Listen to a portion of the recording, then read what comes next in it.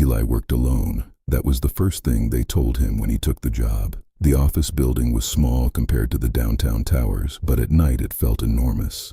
3 floors, long empty hallways, glass office doors, conference rooms that reflected light strangely after dark. The cleaning company only scheduled 1 janitor for the night shift. Most people hated that assignment. Eli didn't mind it at first. He liked quiet places. He liked simple work. Empty the trash, wipe the desks, vacuum the halls, lock up before sunrise. Same routine every night.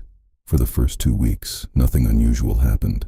Then one Thursday night, just after 1 in the morning, Eli heard something above him. At first it was faint, a soft rolling sound. He stopped mopping and listened. There it was again, the unmistakable squeak of wheels moving across tile. Slowly, steadily, like a janitor's cart being pushed down the floor above him. Eli looked up at the ceiling. That didn't make sense. He was the only one in the building. He knew that for a fact because he checked every room himself before starting. The alarm system had been set. The offices were empty. The front doors were locked. He stood there in the second-floor hallway, one hand on the mop handle, listening to the cart roll somewhere above him. Then it stopped. Complete silence. Eli waited a few more seconds, then shook his head and went back to work. Old buildings made strange noises. He told himself that had to be it. But the next night, it happened again. Same time, just after 1 in the morning. The slow sound of wheels rolling across the 3rd floor, then something else. A bucket lightly knocking against metal, a sound Eli knew immediately. Someone was cleaning upstairs. He set the spray bottle down and stared at the ceiling. The 3rd floor was empty after 6 every night. No employees, no other janitors, no reason for anybody to be up there. The cart rolled a little farther, then stopped. Eli left his supplies where they were and headed for the stairwell.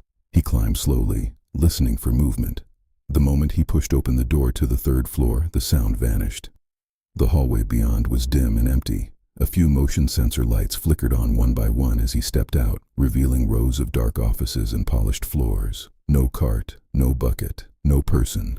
Eli walked the whole floor. He checked the bathrooms, the break room, the storage closet, even the copy room at the far end of the hall. Nothing. The place was empty. By the time he came back downstairs, he felt embarrassed. He told himself he was getting jumpy from working nights. But over the next week, the sounds kept returning. Always after 1, always above him. The soft squeak of wheels, the faint rattle of cleaning supplies, sometimes the whisper of a mop being dragged across the floor. And every time Eli went upstairs, the sound stopped before he reached the top of the stairs. It began changing the way he worked. He started glancing up every few minutes. He left rooms half-finished just to listen. He found himself hurrying through parts of the building he used to take his time in. The worst part was how familiar the sounds became. He didn't just hear random movement. He heard a routine. Whoever or whatever was upstairs seemed to be cleaning in an order. Hallway first, then the offices near the east side, then the break room, then the far conference room. The same pattern, night after night. Like someone had their own shift. One Monday morning, after another sleepless night, Eli asked his supervisor if anyone else had access to the building after hours. The supervisor barely looked up from his clipboard. Nope, just you. Eli hesitated, then asked if there had ever been another janitor assigned there. Someone who maybe still had keys. Someone who maybe came in without permission. The supervisor finally looked at him then. His expression changed just enough for Eli to notice. "There was a guy before you," he said. "Worked nights, kept to himself. What happened to him?" The supervisor was quiet for a moment. "Stopped showing up." That answer sat wrong with Eli. "Stopped showing up?" The supervisor nodded once. "Left his cart in a hallway one night, never came back for it." Eli felt a tightness in his chest. "What happened to the cart?" The supervisor shrugged. "Probably thrown out." But that night, just after 1 in the morning, when Eli heard the wheels again above him, something in the sound made his skin go cold. Because it wasn't just a janitor's cart. It was a full cart. Heavy, loaded. It squeaked slightly on the left side every few seconds. The exact kind of sound a bent wheel makes when it bears too much weight. Eli went upstairs again. Faster this time. He pushed open the 3rd floor door so hard it slammed into the wall. The hallway beyond was empty. But not completely. Near the center, a clean strip ran across the tiles, as if a mop had just passed through. Eli stared at it. The rest of the hallway was dusty from weekend foot traffic and office dirt. But that one stretch was freshly cleaned.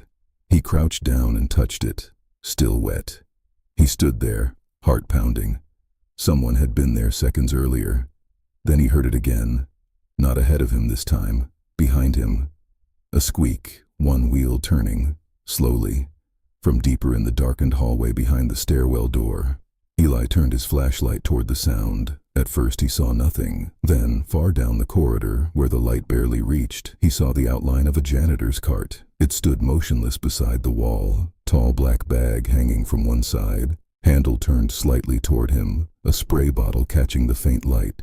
Eli took one step forward. The cart rolled backward, just an inch, then stopped. Eli froze. Every hair on his arm stood up. The cart rolled again, backward, slowly, as if someone standing behind it was pulling it deeper into the darkness.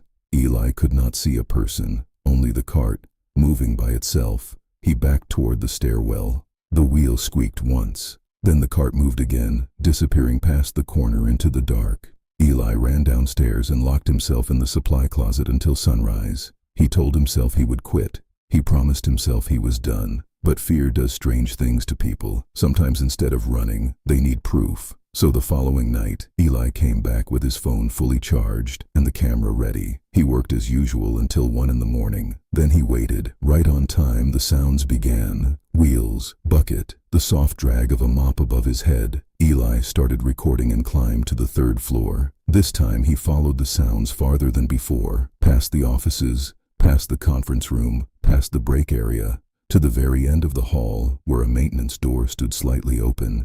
Eli had never seen it open before.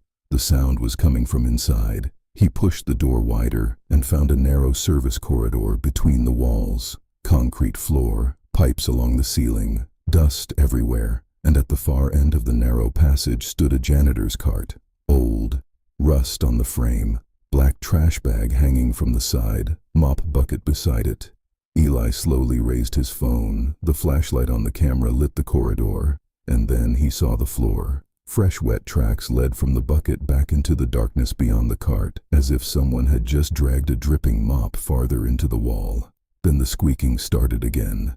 Not in front of him, not behind him, directly beside his ear. One slow turn of a bent wheel. Eli spun around, no one there. But when he looked back at his phone screen, the camera was still pointed down the corridor, and in the screen, standing behind the cart, was a man in a janitor's uniform, thin, still, watching him. Eli dropped the phone and ran. He never went back to the building. A week later, he got a call from his supervisor asking if he had left something behind. It was his phone, cracked, but still working. The police checked the video saved on it. The corridor was empty. No man, no figure. Just the old janitor's cart at the far end of the passage.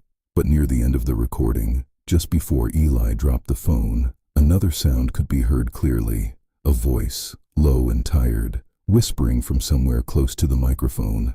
"Clock out.